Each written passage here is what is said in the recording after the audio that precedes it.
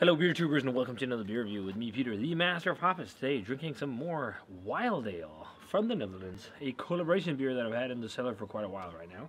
And this is between Tommie Sjef and Nevel. And I've had a lot of Tommie Sjef because I have a membership.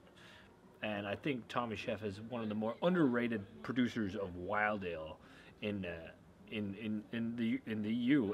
Well, he's getting a lot of traction now compared to in the past. He was at MBCC. He makes some amazing stuff. Nevel I haven't had too much from, but what I've had has been really nice. And they're a cool wild ale producer because they really like to use like local ingredients. A lot of people do that, yeah, but like use out of the box ingredients like mushrooms and weird herbs and all these things to provide unique flavors, which is really cool. This has got none of those things though. This is just a what you'd call, I guess, a bière de coupage, which is saison, a blend of saison that's young and old, often, just to simplify it. So. This is a collab between Tommie Sjef and Nevel, and this is Twee, and this is batch 1. It's from 2019. I got this one on Beer Dome, so thanks a ton to Beer Dome for the beer. Great web shop in Holland, the Netherlands, that's been sponsoring the channel for quite a few years now, and they just have one of the best selections of beer in Europe. So thanks a ton for the beer. So this here, as they say, is a wild blonde ale aged in oak barrels and made in collaboration with Tommie Sjef. It's fruity, funky, and minerally. It's made with some interesting ingredients. So water, malted barley, of course, but then they got wheat and Ebner old corn. And I wonder if that's the Emmer malt, because I know that's like an old style variety of malt. It's not used too often anymore.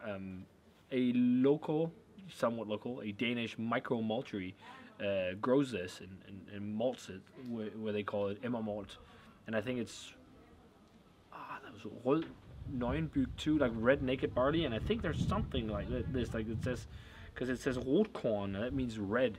I'm just sure it's a specific variant of barley or a grain that's quite unique. Then we've got Limit Sweet, which I'm guessing is from a farm where they grow wheat, and then they got Rye from Saint-Jean, which, yeah, it sounds like it's the farms. And Ebner, it might just be Ebner, and it is this kind of, it just sounds like Emmer, but it's a red variety of barley or malt. So what's interesting, rotkorn has nothing to do with Emmer. It's a variety of spelt I can see here, because it says spelt Ebner spelt on the front, but it says rotkorn on the side in English, which is interesting. So it's a variety of spelt. So it's wheat, spelt, and rye.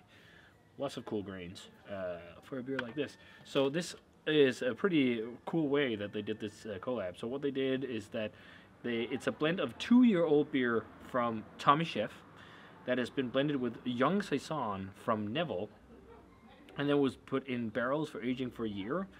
And then when they felt it was rich enough to pull from the barrels, they fine-tuned it by blending it for a second time with young barrel-aged beer. So they did a real bière de coupage, as they say.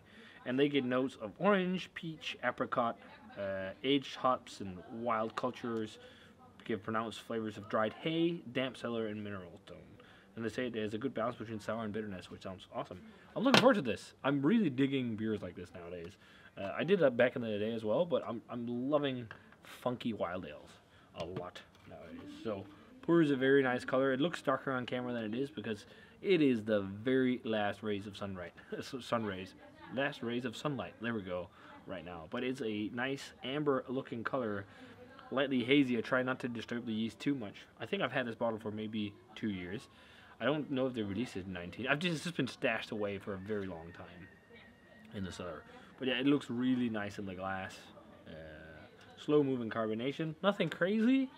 But yeah, white head. Let's check out the aroma. Ooh, really stone fruity and really musty. Like really funky. I'm getting loads of like peach and apricot. And that's all just like the wild cultures. That's crazy. Like if you gave this to me blind, I would think that it had some kind of fruit addition maybe. Or I would guess it's a Goose, because it has that Goose level funk. This is so impressive. So impressive. I think aging did this well. It's, I forget to mention the ABV. It's 5.8, I think. It's not crazy strong. Yeah, 5.8, so perfect for a beer like this. But yeah, musty, funky. I'm getting that classic, what people talk about sometimes with funk is horse blanket, that like this farmyardy, musty funk. I'm definitely getting that. huge again. Citrus, stone fruit. There's something else citrus like lemon pith. And grasses. There's the hay they talk about too, like barnyardy hay vibes. It really smells like a well-aged goose, to be honest. It smells really good. There is some minerality, almost like a clay-like thing. If you ever smelled clay, it's almost a little bit like that. And also some spiciness, which is probably from hops, but also rye, maybe. And like a warm, like there's some kind of like slightly warm baked kind of bready vibes. It's got a lot of stuff going on. It smells really good. It smells dope. Let's try it. Cheers. And thanks a ton to Beer Dome for the beer.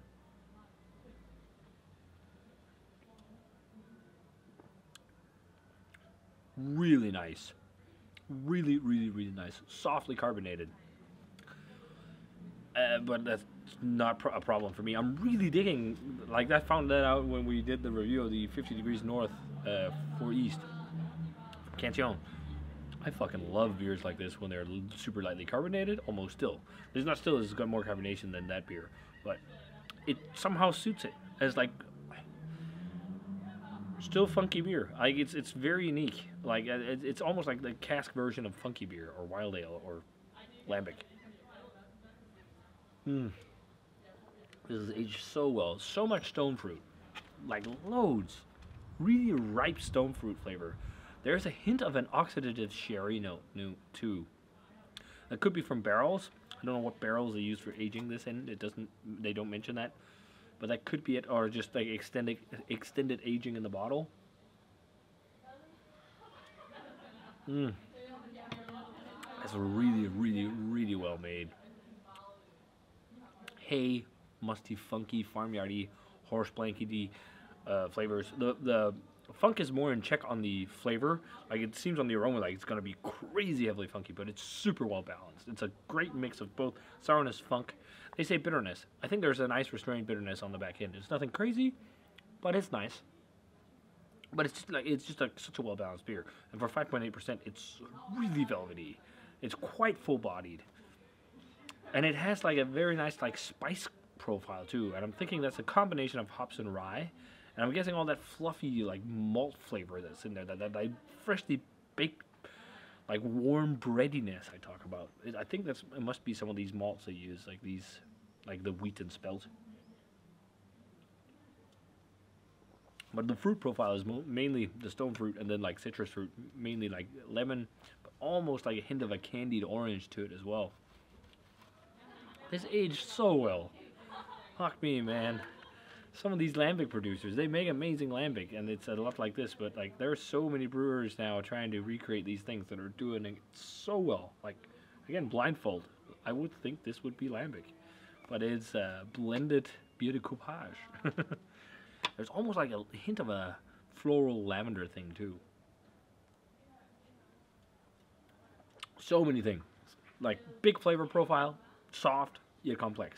And I love it. Like it's awesome. There's so much going on. This is something you just sit and ponder and just think about, but you can crush it. And this is how I love my sour beers and my wild ale nowadays. I don't want too much sourness. Like I think it ruins the beer. And if there's fruit in it, yes, I will like a substantial amount of fruit, but it doesn't have to be so much so that it's all fruit. Like I'd like a balance between everything. There was a comment on my Cantillon video where someone mentioned that like balance is really key, and it's true. Like I wasn't trying to say like I just want really funky beer. I want funk, but I want everything in balance too, which is awesome. But it's rare. I think I get beers that are overly funky. I think it's been years since I've had beers like that. But this is beautiful. This is amazing. I'd say this is world class as it's drinking right now. And this has got a very low average. It's just like maybe people drank it too fresh. It seems like it's peaking right now. It's just got so many dope flavors. This is awesome. Twee. This is the best Nevel beer I've had. It's really fun good. But again, I haven't had too many. But yeah, rating-wise, I think a small 95. Really. It is a world-class funky beer. It's got a huge body, too, for the ABV. It's so impressive.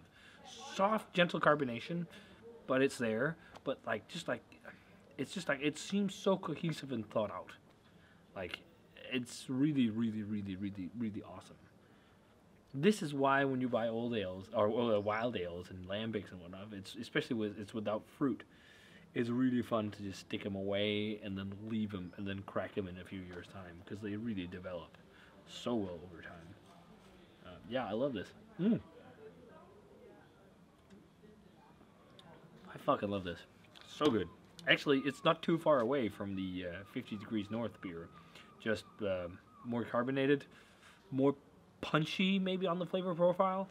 And it doesn't have as a pronounced like, so I don't know what the barrels were, but that has a fairly pronounced like spirit flavor from the brandy barrels. This doesn't, this is more like oaky, but it's still just world-class, wonderful, funky beer. So if you guys had a chance to try Tommie Sjef and Nevel's Twee and loved yourself some wild ale, you're going to love this. And, you know, if you've had it, as I said in the beginning, let me know what you thought of it.